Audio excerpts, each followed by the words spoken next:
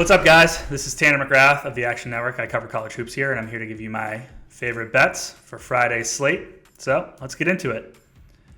All right, we're going to start with Washington plus 16.5. They're playing at Gonzaga. Too many points. Ken Pom makes this 15. I'd probably make this in the 15.5 area, but anything north of Washington plus 15 is good. Gonzaga's a fade machine this season. They're now just 2-7 against the spread.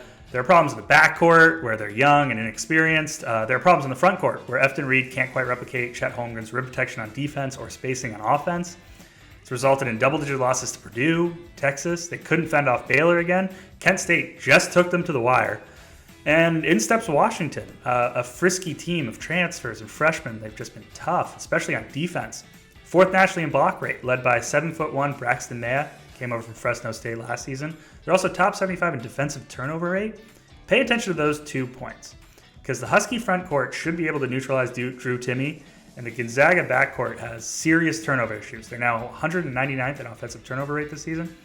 And, last case scenario, if you want to start running against Washington, which Mark Few and the Bulldogs will do, Huskies are 7th nationally in transition points allowed per game. They're allowing just 7. On a per-possession basis, they're still top 15 in transition defense. And how about Keon Brooks? Kentucky transfer. He's providing scoring for Mike Hopkins as a combo forward, now putting up 17 points and 7 boards per game. So, the Huskies have battled, kept every game close. They just went to overtime with St. Mary's. They're 2-0 against the spread as an underdog this season.